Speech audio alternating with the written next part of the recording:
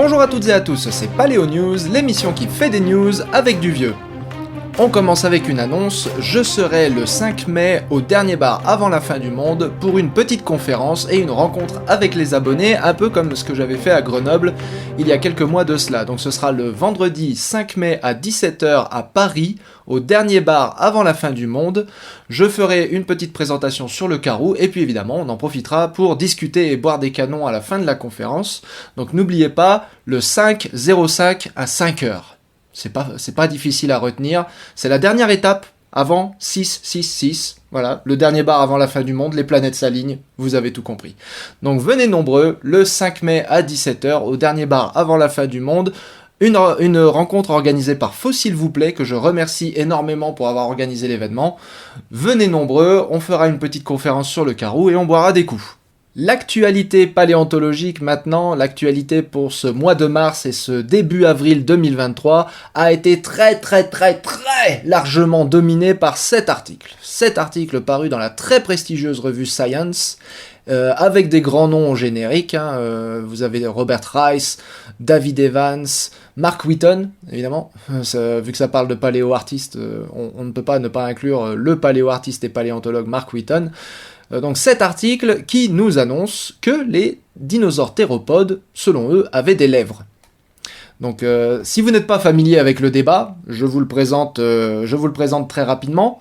Certaines personnes pensent que les dinosaures théropodes, donc comme ce tyrannosauridé présenté ici, donc ici T-Rex, avaient non pas les dents apparentes comme on peut le voir dans Jurassic Park, le tyrannosaure de Jurassic Park a les dents apparentes de cette façon-là, mais avait en fait les dents recouvertes d'écailles, d'un genre de rideau d'écailles, et ils avaient aussi beaucoup de gencives recouvrant les dents, exactement comme on le voit chez les varans. Donc les varans, les iguanes, les lézards, les serpents, ils ont tous un petit rideau d'écailles qui recouvre la bouche et qui cache les dents, et donc on voit pas leur sourire. Donc ça, c'est ce qu'on voit par exemple chez les vélociraptors de Jurassic Park. Donc voilà, là ça c'est tyrannosaure de Jurassic Park, ça c'est vélociraptor de Jurassic Park. Vous voyez, c'est un débat qui est pas nouveau.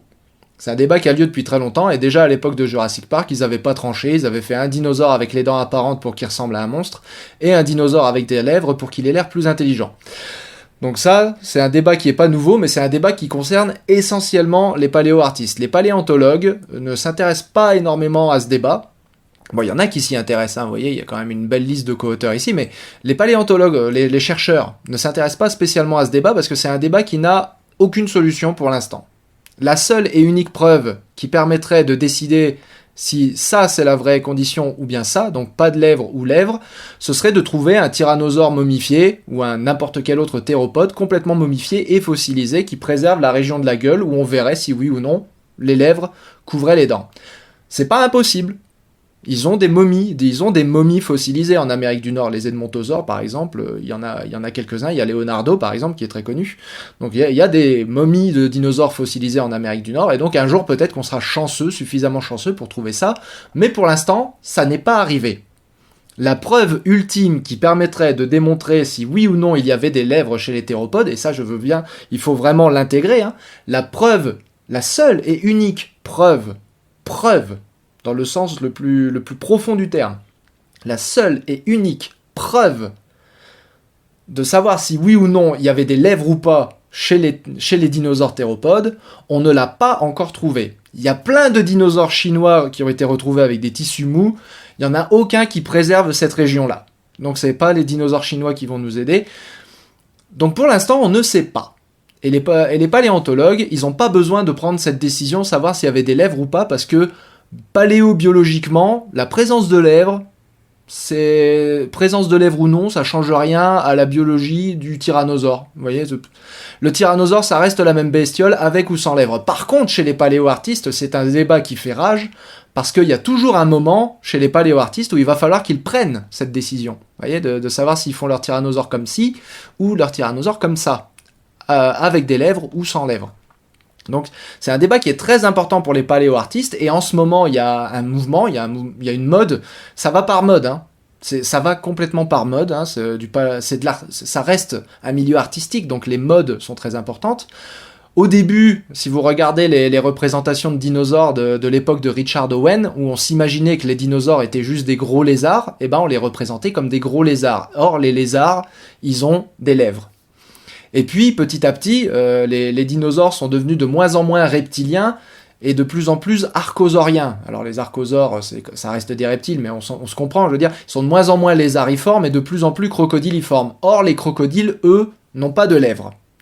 Donc, au fur et à mesure qu'on a représenté les dinosaures de plus en plus crocodiliens et de moins en moins lézards, eh ben on les a refait avec moins de lèvres. Donc c'est le Jurassic Park avec les dents apparentes. Et donc Jurassic Park étant le film le plus populaire de son époque sur les dinosaures, il a lancé une grande mode de représenter les dinosaures avec les dents apparentes. Et puis maintenant, c'est l'époque, ça y est, de la contre-mode. Donc on en revient à une mode où on veut remettre des lèvres à nos dinosaures comme des bons vieux lézards. Ce qui ne plaît pas à tout le monde évidemment, puisque, une fois de plus, les dinosaures ne sont pas des lézards. Les dinosaures sont des archosaures, ils sont plus apparentés aux crocodiles qui n'ont pas de lèvres, ils sont plus apparentés aux oiseaux qui n'ont pas de lèvres. Ça n'a rien à voir avec la présence de dents ou pas. Hein.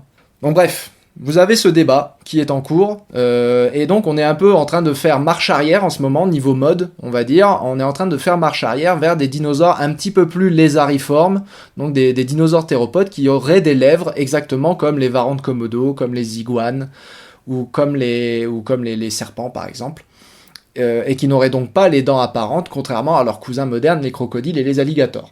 Donc ça, c'est le débat à l'heure actuelle. À l'heure actuelle, on n'est pas capable de trancher. On a autant de bons arguments pour que de bons arguments contre, et j'avais fait une vidéo pour résumer tous ces arguments, donc je vous la mets là, voilà, vous voyez la vignette, et vous pouvez aller dans la description pour aller la chercher si vous voulez avoir un résumé du débat. Mais en gros, c'est l'état du débat actuel, on n'est pas capable de trancher à l'heure actuelle entre lèvres ou pas lèvres, il y a de très bons arguments des deux côtés, et ces très bons arguments ne sont que des arguments, c'est-à-dire qu'ils sont facilement contre-argumentables. La preuve ultime, je le répète, ce serait de trouver une momie d'un dinosaure théropode, avec la gueule préservée, où on verrait si oui ou non les dents étaient couvertes. C'est la seule preuve. Donc, vous pouvez d'ores et déjà accepter l'idée que cet article n'apporte pas cette preuve. Voilà. Qu'est-ce qu'il apporte, cet article ? Il apporte de nouveaux arguments. Mais il n'apporte pas cette preuve. À aucun moment dans cet article, vous ne verrez de tyrannosaures momifiés. Voilà.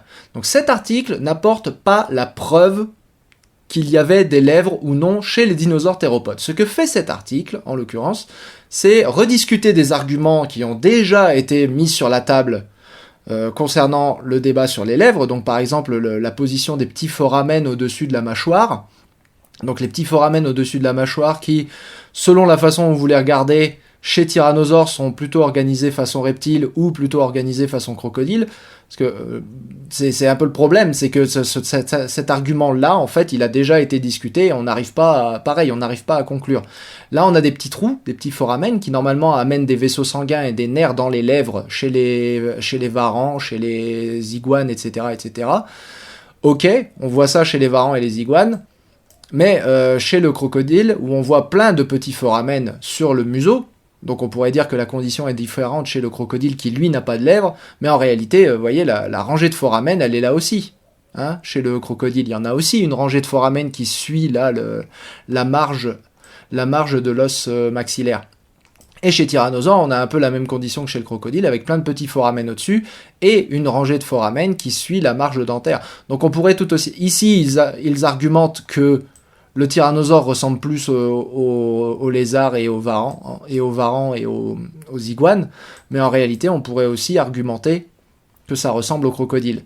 Et c'est bien ça le problème, ça a toujours été le problème. C'est pour ça que je dis, cet argument-là, il n'est pas nouveau, ça a déjà été fortement débattu, et pareil, on n'arrive pas à décider. On n'arrive pas à décider si oui ou non, ça veut dire quelque chose, et ce que ça veut dire. Ensuite, il nous apporte l'argument de la taille des dents, donc c'est ce graphe-là, argument de la taille des dents qui déjà de base n'était pas très très costaud, c'est-à-dire que Tyrannosaure aurait eu des dents trop grosses pour que des lèvres le recouvrent. Bon. Donc c'était un argument contre qui était facile à débunker, et puis là il le débunk en disant que non, le Tyrannosaure il a une taille de dents, vous voyez la taille de dents elle est à gauche là, en vertical, et à l'horizontale ici vous avez la taille du crâne. Donc la taille des dents de tyrannosaure reste relativement proportionnelle à la taille de son crâne, donc il n'y a pas...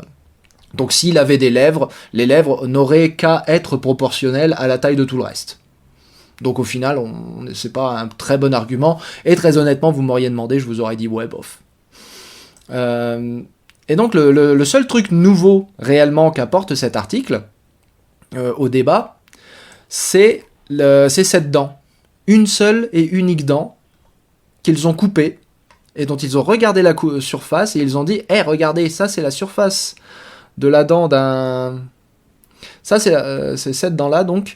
Ça c'est la surface de la dent d'un tyrannosauridé, d'un Daspletosaurus, et elle est nickel, alors que vous regardez la surface de la dent d'un crocodile ici, et ben elle est vachement pétée. Et ça c'est parce que la dent, en fait, elle était recouverte de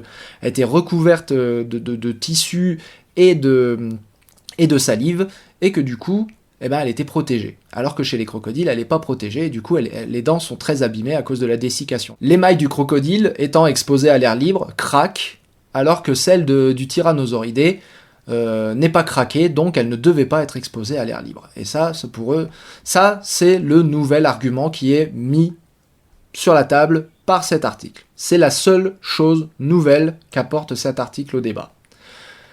Et ça n'est qu'une seule dent, d'un seul tyrannosauridé. C'est pas beaucoup. C'est vraiment, vraiment pas grand-chose. Quand on sait qu'il y a des milliers de dents de tyrannosauridés qui ont été retrouvées, et je déconne pas, hein, à chaque fois qu'ils vont dans le désert, là, dans le Dakota, ils mettent des coups de pied dedans, quoi. Il y en a partout. Il y en a partout des dents de tyrannosauridés. Donc il y en a des milliers, littéralement, des dents de tyrannosauridés. Hein, on parle pas que de T-Rex, là. Hein, on parle de Daspletosaurus. Donc il y en a des milliers. Et ils ont choisi de n'en étudier qu'une seule. Alors je sais qu'il fallait couper dedans et que ça fait mal au cœur de couper dedans, mais ça limite en fait la possibilité de généraliser ces conclusions, quoi. C'est ça le gros problème, c'est pas pourquoi vous avez été radin en dents de dinosaures, c'est la grande question, c'est comment est-ce qu'on généralise un résultat aussi ponctuel, quoi. C'est juste un point, bon ok, cette dent-là elle est nickel. Mais combien vous avez laissé passer de dents un peu pourraves pour trouver cette dent nickel ? Bah la réponse vous l'aurez pas. Donc cet article démontre-t-il la présence de lèvres chez Tyrannosaure et chez les autres théropodes, comme cela a été annoncé évidemment dans les médias. Les bons médias, oui. Les bons médias, on démontre la présence des lèvres chez Tyrannosaure. Bah non, on ne démontre rien du tout. Cet article, tout au plus, il valide certains arguments qui avaient déjà été non validés, donc celui-là, donc bon, ça se débat, il invalide l'argument des dents trop longues, pour dire qu'il n'y avait pas de lèvres, admettons, et il apporte sur la table ce nouvel argument qui est, on a une dent de Daspletosaure qui est nickel. C'est un peu le problème, hein, quand il n'y a qu'un seul échantillon comme ça, c'est qu'on ne sait pas comment il a été sélectionné. Est-ce que vous êtes allé chercher la dent la mieux préservée pour pouvoir conclure ça, ou bien est-ce que c'est vraiment une dent que vous avez pris au pifomètre ? Je pense pas que c'est une dent qu'ils ont pris au pifomètre, parce qu'ils sont allés la chercher dans un crâne. C'est même pas une dent isolée, c'est une dent qu'ils sont allés prélever dans un crâne. Ça par contre ils le disent dans l'article. Donc ils l'ont pas pris au pifomètre cette dent. Bon. Donc, pour conclure... les paléo-artistes, devez-vous ou pas représenter vos dinosaures avec des lèvres ? On ne sait pas, on ne le sait toujours pas. Et cet article-là n'apporte que de nouveaux arguments, enfin un nouvel argument en la faveur de la présence de lèvres, mais en aucun cas ne démontre l'existence de lèvres. La démonstration de l'existence de lèvres ou pas ne se fera que par la découverte d'un fossile préservant les tissus mous de la face. Donc pour l'instant, si vous êtes paléo-artiste et que vous écoutez Paléo News en ce moment, qu'est-ce que vous devez faire ? Bah vous avez le droit de faire ce que vous voulez. Vous avez le droit de faire l'un ou l'autre, et personne n'a le droit de vous dire que c'est pas scientifique de ne pas mettre de lèvres en vous collant cet article dans le nez. Parce que si on vous colle cet article dans le nez, bah vous pouvez coller ma vidéo sous leur nez à eux. Je vous autorise à leur coller cette vidéo sous leur nez. En réalité, même, j'ai envie de dire, qu'est-ce qui est le plus scientifique ? Et là, c'est pas un truc pour obliger les paléo-artistes à faire ce que je veux, c'est vraiment juste pour vous dire Vous avez le droit de faire ce que vous voulez en tant que paléo-artiste, vous avez le droit à la licence artistique. Maintenant, si vous voulez faire quelque chose de scientifiquement correct, qu'est-ce que vous devez faire ? Si vous voulez faire quelque chose de scientifiquement correct, sachez que, et il n'y a pas un mot de trop dans ce que je vais dire, sachez que, en l'absence de preuves formelles de l'existence de lèvres chez Tyrannosaure ou chez n'importe quel autre théropode, rajouter des lèvres, c'est faire une hypothèse de trop. C'est faire une hypothèse inutile. Or, la science fonctionne au maximum de parcimonie. La science fonctionne à l'économie d'hypothèses de trop.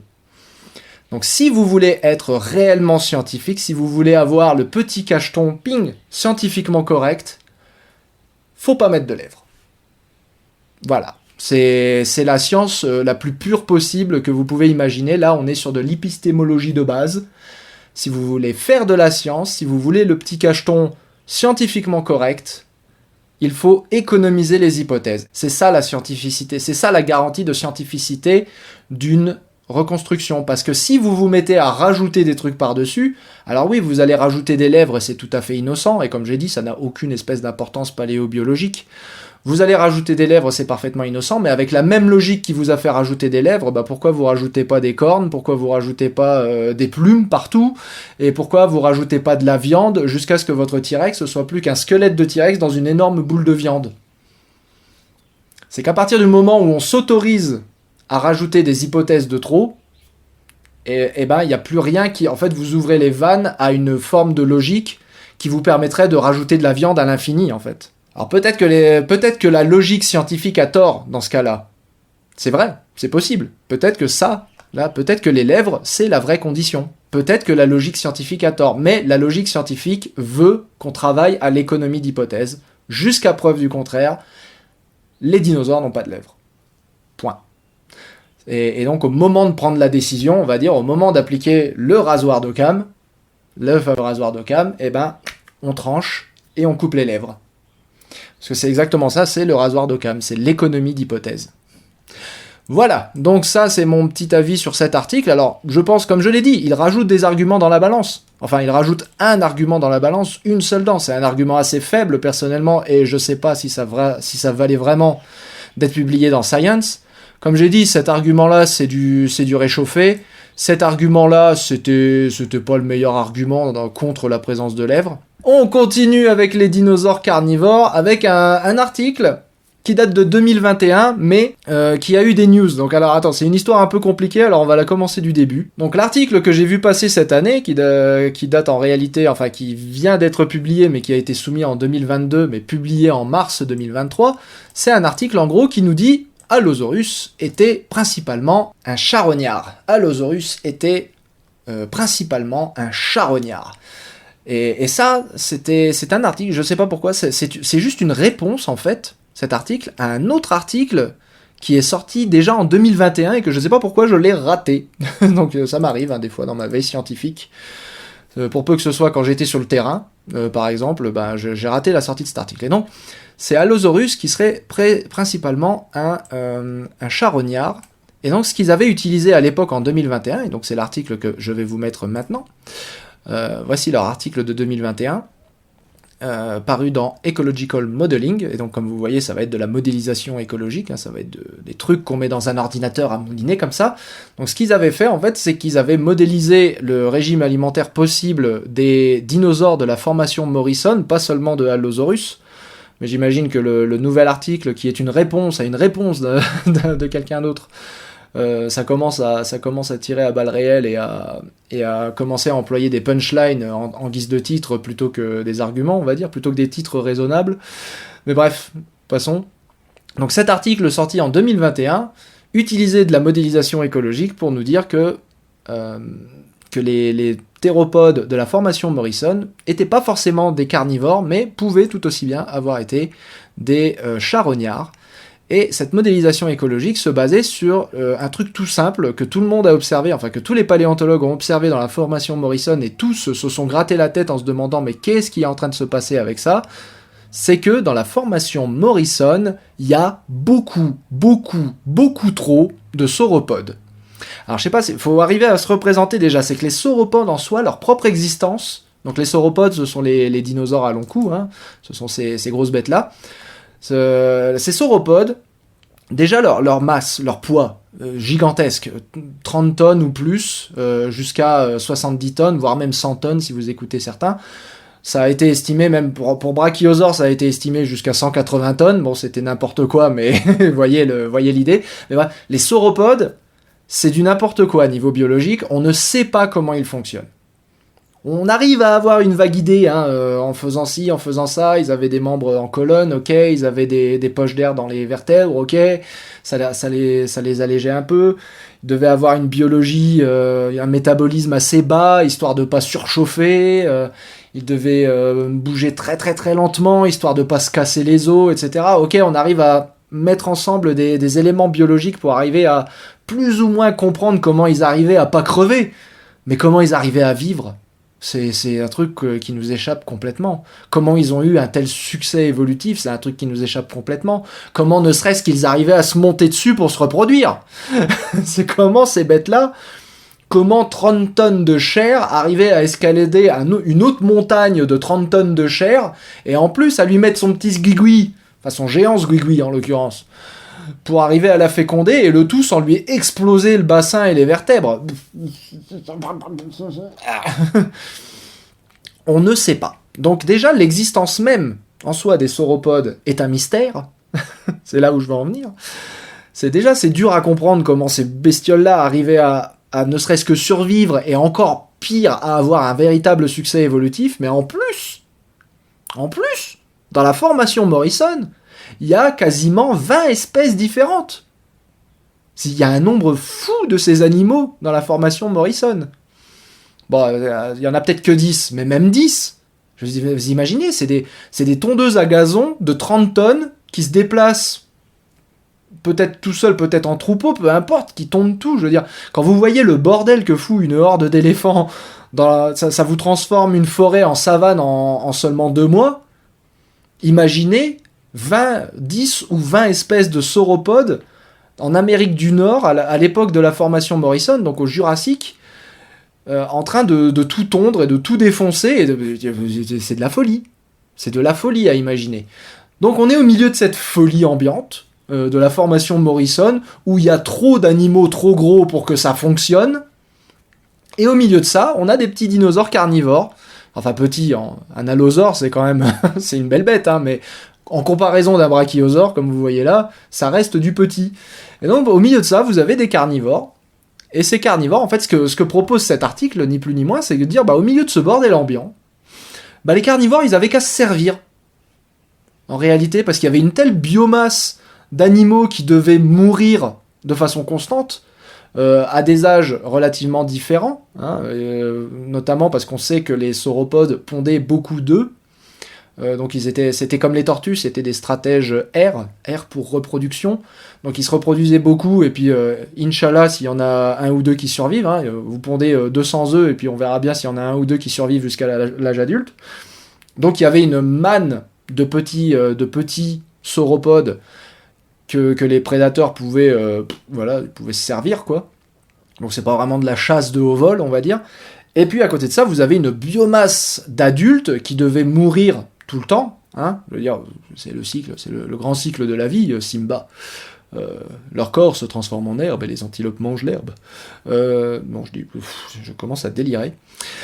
Donc il y avait beaucoup de ces grands sauropodes qui devaient mourir de façon constante parce que ça meurt au bout d'un moment, un sauropode, mais il n'y a pas besoin de beaucoup de sauropodes morts pour nourrir et pour maintenir une population de grands théropodes, en fait. Et c'est ça la modélisation qu'ils ont faite, c'est que, en gros, donc leur modèle, ce qu'il dit, c'est que si vous avez des allosaures et autres théropodes, donc les carnosaures ici en vert, qui mangent, qui sont des prédateurs en fait, leur population, elle se pèterait la gueule à une vitesse formidable, parce que c'est hyper dangereux de s'attaquer à un sauropode, ou même à un stégosaure. À l'époque, il y avait aussi des stégosaures. C'est hyper dangereux de s'attaquer à un théropode, à un sauropode, ou même à un stégosaure, en fait. Donc leur population se pèterait rapidement la gueule, alors que s'ils étaient simplement charognards, donc ici la ligne en rose, eh bien là, leur population, elle décollerait, parce qu'il y aurait juste une quantité phénoménale de nourriture accessible sans aucun effort. Et ce qu'ils disent, c'est que si on estime la taille, enfin le volume d'un foie de sauropode, d'un foie de diplodocus ou de brachiosaure, il y avait suffisamment de calories à l'intérieur, rien que dans le foie d'un sauropode, il y avait suffisamment de calories, enfin il y avait plus de calories que dans un stégosaure entier. C'est-à-dire pourquoi tu vas aller te faire chier à aller tuer un stégosaure alors que tu as juste à trouver un diplodocus mort. Et sachant qu'il y a une manne de diplodocus mort tout le temps dans les parages et que t'es pas forcément obligé d'en manger que le foie en plus. Alors là, on s'arrête que sur le foie parce que c'est l'organe le plus riche, mais évidemment, t'es pas obligé de manger que le foie. Et je trouve ça, enfin, sans être forcément hyper d'accord avec l'idée, parce que je suis pas non plus un grand expert des dinosaures ni de la formation Morrison en particulier, mais sans non plus être complètement d'accord avec l'idée, je trouve que l'idée est vachement séduisante, parce qu'elle a cette simplicité séduisante en fait, qui est, bah oui, il y a un max de carcasses de trucs gigantesques, il y a de la viande partout, basiquement. Et les carnivores, ils peuvent survivre, mettons 2 semaines sans se nourrir, ils peuvent bien, pendant 2 semaines, comme ça, se balader... tranquillou, sans courir, tu vois, à la recherche, et puis tu sais, de temps en temps, ils vont renifler une carcasse, et ils vont faire, ah, c'est par là, et puis poum, poum, poum, poum, poum, et puis voilà. Puis ils vont arriver sur la carcasse, et puis se nourrir, et machin. On a ce dépôt où on a effectivement plein de carcasses d'herbivores qui sont entourées de plein de carcasses de carnivores, qui est ce qu'on appelle un piège. Un piège à prédateurs, alors on appelle ça un piège à prédateurs, mais en réalité c'est plus un piège à charognards, c'est-à-dire que c'est un genre de mare de boue dans laquelle des stégosaures et d'autres dinosaures herbivores se sont enlisés, qui datent du Jurassique aussi. Donc des dinosaures se sont enlisés, et en fait il y a des carnivores qui se sont empilés par-dessus à force de venir charogner les carcasses et s'enliser eux-mêmes dans la boue. Donc ça irait bien dans le sens d'un charognage. Un autre argument qui va aussi dans le sens d'un charognage possible, c'est que contrairement à Tyrannosaurus, au Jurassique, on n'a quasiment aucune trace de dents. Enfin, contrairement aux tyrannosauridés du Crétacé, pour lesquels on a plein de traces de dents, dont des traces de prédation, c'est-à-dire des traces de prédation ratées, des traces de dents qui se sont ensuite cicatrisées, qui montrent que l'animal était vivant quand il a été attaqué. Pas seulement des traces de dents sur les os qui ont été faites post-mortem, mais aussi des traces de dents qui ont été faites du vivant de la proie, et qui ont cicatrisé. Donc ça, on en a plein au Crétacé, on en a quasiment pas pour le Jurassique, et pas pour la formation Morrison. Mais en tout cas, c'est une idée qui est intéressante, en tout cas qui donne à réfléchir, je trouve, et c'est pour ça que je la trouve marrante, cette idée, et je trouve bizarre que je l'ai ratée, parce que finalement, c'est marrant. C'est marrant. Et il discute aussi de la possibilité que, oui, effectivement, il n'y avait pas d'adaptation à la prédation franche chez, par exemple, Allosaurus. Allosaurus, vous voyez, comparé à Tyrannosaure, qui a un gros crâne très massif, avec une morsure très puissante, à l'inverse, Allosaurus, il a plutôt un crâne hyper étroit et il n'a pas de vision binoculaire. C'est ce qui est représenté ici. Vous voyez, le champ binoculaire n'est que de 20 degrés, alors que le champ binoculaire chez Tyrannosaurus est de 60 degrés. Donc il n'a pas de vision binoculaire et il a un crâne plutôt léger, avec une morsure très très faible. Et du coup, ça peut donner à penser qu'il était pas spécialement prédateur. Alors, généralement, c'est plutôt interprété comme étant c'était un prédateur, mais plutôt à faire des blessures, en fait, infliger des blessures jusqu'à ce que la proie décède de ses blessures, donc perde son sang et décède de ses blessures, alors que Tyrannosaure, c'était plutôt une morsure gagnante. Hein. C'est plutôt ça l'interprétation classique. Il y en a certains qui ont proposé évidemment que Tyrannosaure était aussi... en comparaison avec les hyènes, était aussi un charognard parce qu'il avait une mâchoire broyeuse d'os. Mais avoir une mâchoire broyeuse d'os vous qualifie pas forcément au charognage. Hein. Ça peut aussi vouloir dire que vous chopiez les machins et que vous leur broyez les os quand ils étaient vivants. Ça marche aussi. Hein. Bref, donc ils discutent tout ça. Et donc la base de tout ça, c'est quand même la modélisation qui dit que putain, il y a tellement de sauropodes qui devaient mourir à longueur de temps qu'au final, pourquoi tu veux être chasseur, quoi ? Pourquoi tu veux t'embêter à être chasseur ? Et d'ailleurs, étant donné le risque qu'ils ont inclus dans leur modèle de s'attaquer à un sauropode adulte, ou à un stégosaure ou n'importe quoi, c'était probablement pas profitable de s'attaquer d'être prédateur en réalité. Valait mieux être charognard, attendre qu'il crève tout seul, et puis se nourrir de la carcasse, et notamment du foie qui était hyper riche. Donc j'aime beaucoup cet article parce que je le trouve très... Je le trouve très provoquant, très original. Je dis pas forcément qu'ils ont raison. Et puis comme j'ai dit, il y a un débat, hein, c'est-à-dire que ça m'est complètement passé sous le nez pour une raison ou une autre, mais il y a un débat, c'est-à-dire que là, l'article que j'ai vu sortir ici, là, celui-là, qui est sorti donc cette année, en mars 2023, c'est la réponse à une réponse qui avait été faite à l'article de 2021. Donc c'est-à-dire qu'ils sont en train de se tirer dessus, là. Ils sont en train de se tirer dessus pour savoir qui a raison, qui a tort. Je vous invite à lire ces articles si ça vous intéresse. Les liens seront en description pour télécharger les PDF. On continue avec les dinosaures, avec cette nouvelle étude publiée dans The Anatomical Record. Un ankylosaure, donc le nom de genre c'est Tarchia, donc Tarchia qui est un ankylosaure du Crétacé de Mongolie, qui a été scanné, donc passé au rayon X, et à l'intérieur de son crâne, en fait, je pense qu'il visait à étudier les canaux des nasaux, en fait, parce qu'on sait que chez les ankylosaures, le conduit nasal fait des boucles et des machins super inutiles, et on se demande encore pourquoi le conduit nasal des ankylosaures était si compliqué. Donc je pense que l'idée de base, c'était d'étudier ça, pourquoi le conduit nasal des ankylosaures est si compliqué, et en fait ce qu'ils ont trouvé à l'intérieur du conduit nasal d'ankylosaure, c'est cette espèce d'énorme masse. Vous voyez, là vous avez une narine à peu près saine, ici, et là vous avez le conduit nasal qui ne l'est pas du tout, parce qu'en fait il y a eu une espèce de ponctuation qui a été faite ici dans l'os, alors ponctuation en anglais, mais vraiment un genre de trou, hein. Il y a un trou qui a été fait du vivant de l'animal dans l'os, ici, à la surface, et donc ce que vous voyez sur la section de cette narine, c'est que dans la narine, ici, il y a une énorme masse osseuse hyper dense qui s'est développée, et ça, c'est une énorme pathologie. Donc là, vous voyez différentes tranches à l'intérieur du crâne où on voit cette masse qui s'est développée à l'intérieur de la narine. C'est une masse osseuse, c'est une pathologie qui s'est développée dans les nasaux à cause probablement de cette blessure qui a été faite ici au niveau de la narine. C'est ce qu'on appelle un gros callus, hein. C'est un callus ou une pathologie de l'os. Ici vous les voyez représentés en 3D, hein, cette énorme masse, hein, ils appellent ça une masse à l'intérieur du passage des narines. Vous voyez que les narines d'ailleurs au passage c'est compliqué, hein, ce qui se passe à l'intérieur, ça fait des boucles, ça fait des machins. Et ce qu'il propose en fait, c'est que là vous aviez donc un trou, là le fameux petit trou ici, hole. Donc vous aviez un trou ici, et en dessous de ce trou, il y a cet énorme surdéveloppement, cette hypertrophie osseuse, qui sont l'indication en fait d'une pathologie, d'une infection de l'os. Donc il y a eu blessure, et il y a eu ensuite infection. Donc là on voit un petit peu mieux la blessure en question ici. Il y a eu blessure, il y a eu infection, et puis l'os s'est mis à grandir de façon exponentielle sans aucune raison, un peu comme une tumeur. C'est pas vraiment une tumeur, mais c'est un peu comme une tumeur. C'est l'os ne sait plus quoi faire en fait pour guérir. L'infection se redéveloppe, l'os se redéveloppe par-dessus, et l'infection se redéveloppe, etc. etc. Et donc, et puis au final, l'animal a dû finir par en mourir, parce qu'on ne voit pas de signe que l'infection s'est résorbée. Donc l'infection était encore en cours quand l'animal est mort, et du coup c'est probablement ça qui l'a tué, parce que vous voyez, là vous avez le cerveau ici, vous avez l'infection ici, donc l'infection était vraiment pas loin du cerveau, et donc elle avait pas, et comme l'os était touché, si vous voulez, là potentiellement vous voyez le signe de l'infection ici, mais potentiellement c'est tout l'os aux alentours qui était complètement rempli de pus.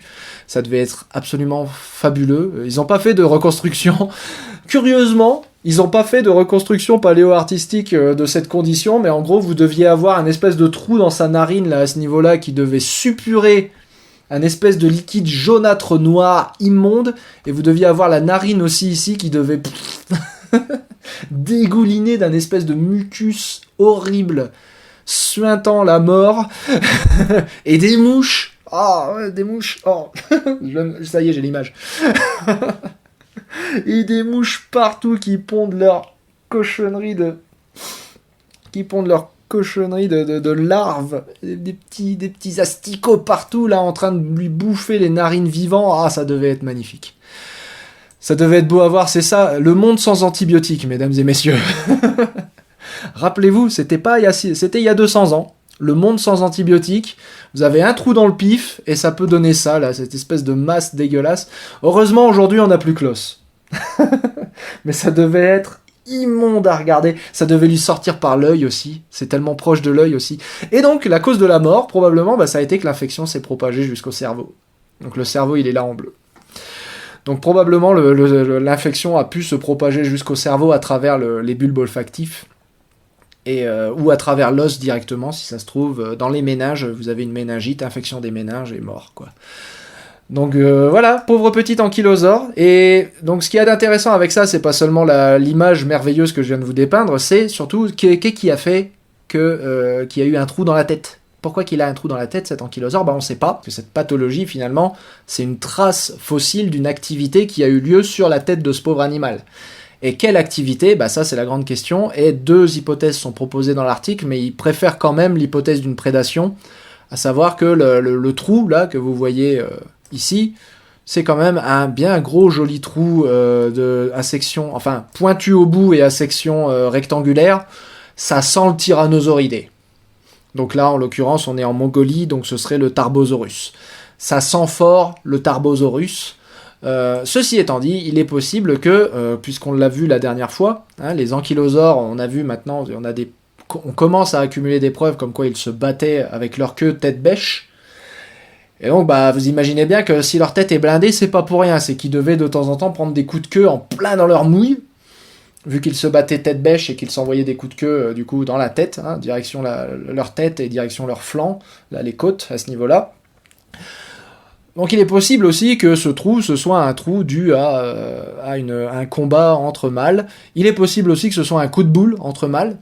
Peut-être que les mâles aussi... peut-être qu'une autre raison pour laquelle les ankylosaures ont la tête blindée, c'est parce qu'ils se mettaient des coups de boule. Encore que, ça a rarement été proposé, mais bon, pourquoi pas. Après tout, ils ont des petites cornes là sur l'os squamosal, ici, ils auraient pu se mettre des coups de corne comme ça. Vous voyez là, les petites cornes sur le côté. C'est pas complètement impossible qu'ils aient pu se mettre des petits coups de corne, mais en tout cas, voilà, c'est les 2 hypothèses qu'ils proposent ici, soit le combat intraspécifique, donc entre mâles, supposément entre mâles, on n'est pas capable de dire quels étaient les mâles et quelles étaient les femelles, mais combat intraspécifique, et l'autre c'est évidemment acte de prédation, sachant qu'il privilégie quand même l'acte de prédation, parce que vous voyez qu'il n'y a pas qu'une seule... Enfin, il y a un gros trou, certes, mais il y a d'autres traces Il y a d'autres traces en fait sur le sommet du crâne qui semblent indiquer qu'effectivement on a peut-être un arc de cercle qui serait assez cohérent finalement avec une morsure.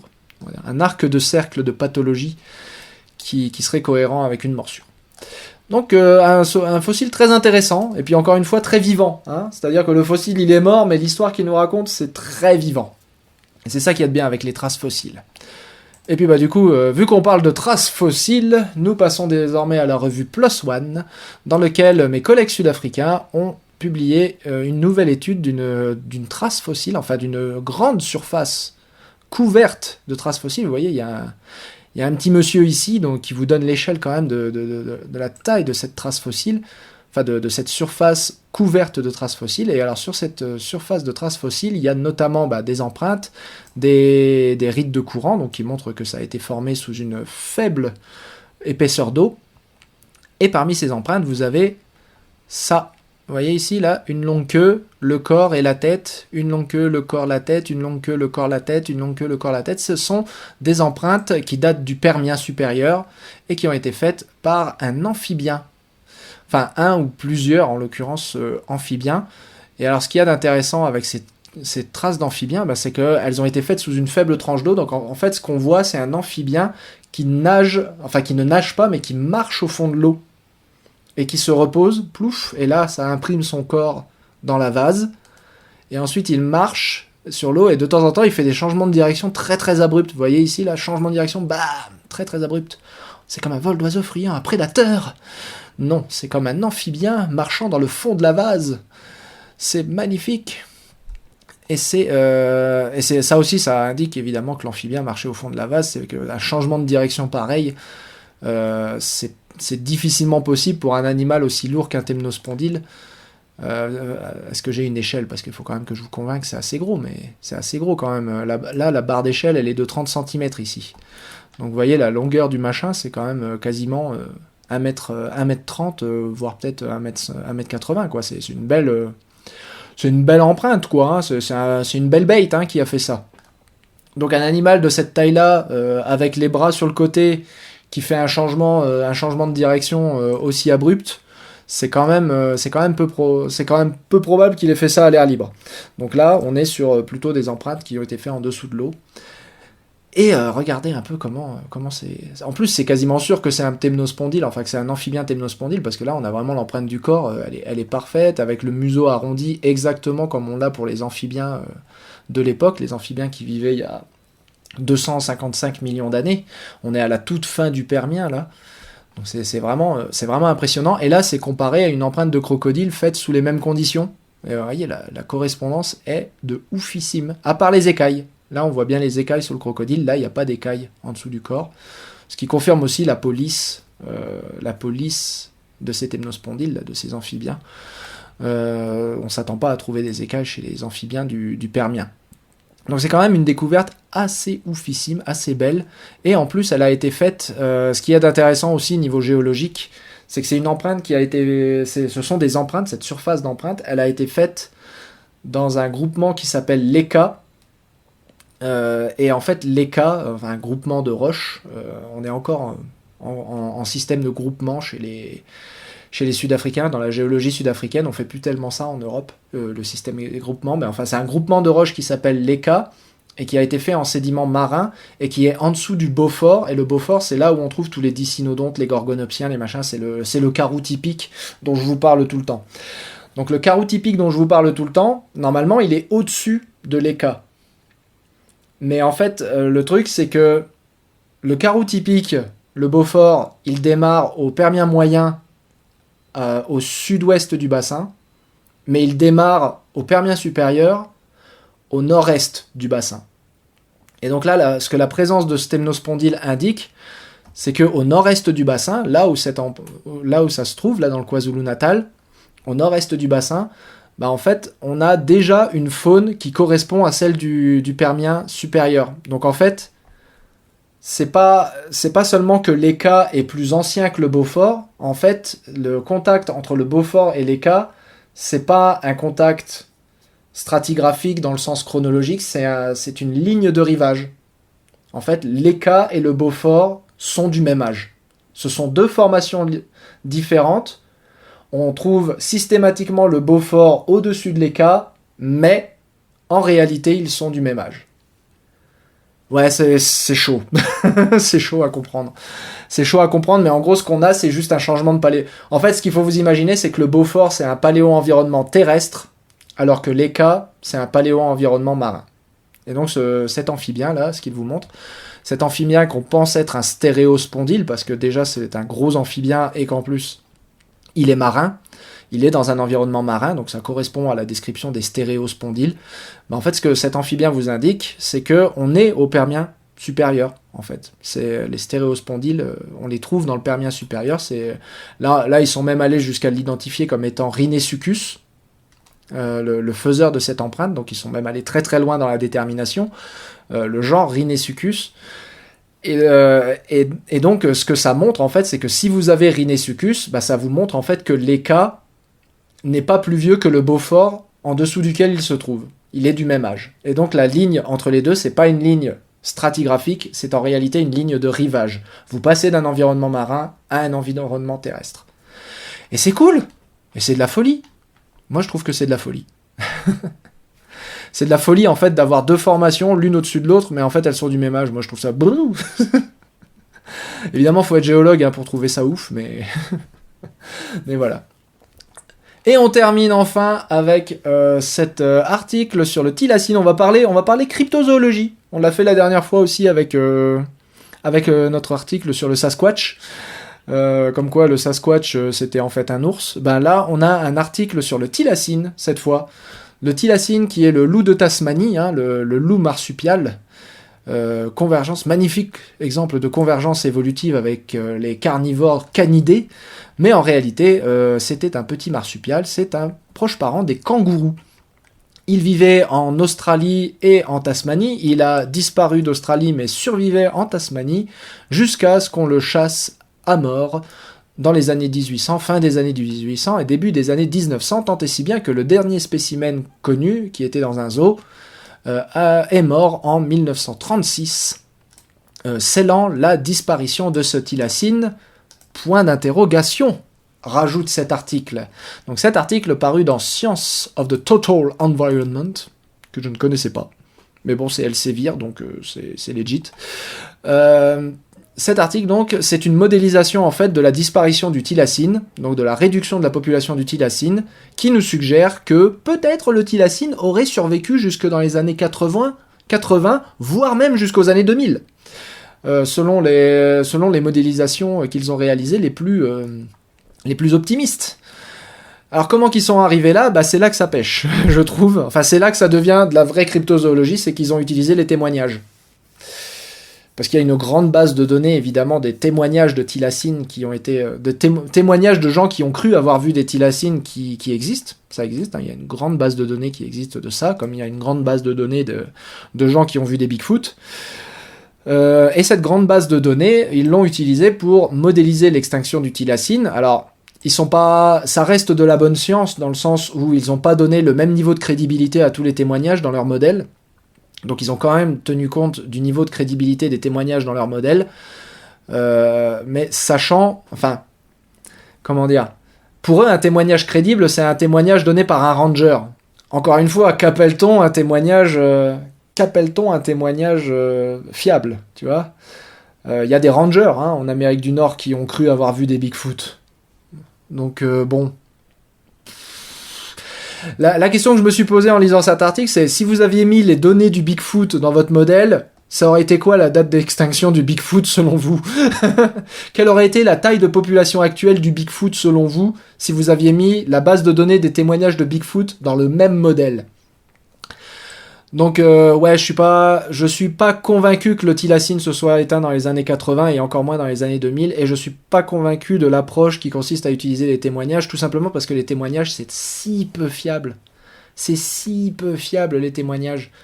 J'arrête pas de reprendre tout le temps les mêmes exemples qui avaient été publiés dans Nature of the Beast du généticien Dykes, et qui disait il y a quand même des chasseurs expérimentés qui ont tué un ours, l'ont pris pour un Bigfoot et ont tué un ours, ont pris le temps d'enterrer la carcasse de l'ours, et quand on est venu faire les analyses génétiques, on leur a dit « Mais non les gars, c'est un ours, c'est pas un Bigfoot ». C'est-à-dire les gars étaient convaincus d'avoir tué un Bigfoot, ils l'ont enterré, donc ils ont été en contact avec la bestiole, très proche. C'est-à-dire chasseur ou pas chasseur, ranger, même touriste à ce niveau-là. Vous voyez un ours, normalement, vous savez ce que vous regardez. Bah non. Vous avez des rencontres comme ça, où les gars ont été aussi proches que tu puisses l'être de l'animal, et ils ont toujours pas reconnu que c'était un ours. Ils étaient persuadés que c'était un Bigfoot. C'est le généticien qui est venu, qui a fait des analyses génétiques sur la carcasse, et qui a dit non, c'est un ours. Il y a une personne qui a percuté une vache avec sa voiture, qui était convaincue que c'était un Bigfoot. Alors que c'était une vache. Une vache. Bon ok, il faisait nuit, mais quand même. Tu percutes une vache, et t'es convaincu d'avoir touché un animal qui ressemble à un gorille, voire même à un humain poilu. Donc oui, les témoignages, c'est pas bon, c'est pas du bon matériel. En tout cas, moi, je considère pas le témoignage comme du bon matériel. Donc c'est pour ça que je me demande quand le jus que tu insères dans ton modèle, ton jus de base, c'est du témoignage, est-ce que ce que tu en tires de ton modèle, c'est quelque chose de fiable ? Moi, je pense pas. Donc, dans leur modèle le plus conservatif, on va dire, dans leur modèle qui colle le plus avec les véritables rencontres avec des thylacines, c'est-à-dire des rencontres identifiées avec un thylacine, la dernière datant de 1937, parce que oui, le dernier thylacine en captivité est mort en 1936, mais il y a eu une capture de thylacine sauvage en 1937. Donc ce qui montre qu'il y avait encore une toute petite... c'est même pas une population à ce niveau-là, il restait encore des thylacines, mais fonctionnellement, le bazar était éteint depuis déjà longtemps, en fait. L'extinction fonctionnelle, contrairement à l'extinction ferme et définitive, quand on dit qu'une espèce est fonctionnellement éteinte, ça veut dire que la population est trop petite pour se redévelopper. C'est-à-dire que c'est même pas dit que les thylacines aient eu l'occasion, même ne serait-ce que de se rencontrer pour s'accoupler, et de toute façon, la diversité génétique aurait été trop faible. Donc, vous pouvez toujours avoir 5 animaux qui courent en Tasmanie. L'espèce est fonctionnellement éteinte parce que de toute façon, ils n'arriveront pas à se reproduire, et même s'ils y arrivent, la diversité génétique est trop faible. Donc c'est la consanguinité qui les flinguera. Les modèles les plus réalistes selon moi, le thylacine s'est éteint en 1941, ou en tout cas dans les années 40. Ce qui est cohérent avec le fait que le dernier thylacine capturé, ça date de 1937. Et l'espèce était probablement déjà fonctionnellement éteinte à ce moment-là, quoi. Non bref, mais c'est intéressant de voir du coup comment des données cryptozoologiques peuvent être traitées de façon scientifique de cette façon-là. Parce que là, c'est vraiment de la donnée de type cryptozoologique pur, hein, c'est du témoignage. C'est vraiment le jus de la cryptozoologie. Hein. Et un autre truc intéressant qu'il y a dans cet article, et je crois que c'est probablement même le truc le plus intéressant de cet article du point de vue cryptozoologique, c'est que contrairement à la plupart des cryptides pour lesquels le nombre de vues a augmenté avec l'arrivée des smartphones, vous voyez, avec l'arrivée même des caméras numériques, et plus tard des smartphones en fait, donc où le nombre de vues a juste explosé parce que tout le monde a une caméra maintenant, donc tout le monde est capable de filmer son petit Bigfoot. Avec le thylacine, en fait, l'arrivée des smartphones dans les années 2000, ça a fait baisser le nombre de rencontres. C'est un phénomène que je n'explique pas, mais que je trouve quand même assez fascinant, parce que normalement on devrait voir exactement l'opposé. Voilà, c'était Paléo News, je vous remercie de l'avoir suivi, n'oubliez pas de vous abonner pour ne rien manquer d'ancien, et je vous dis à très bientôt.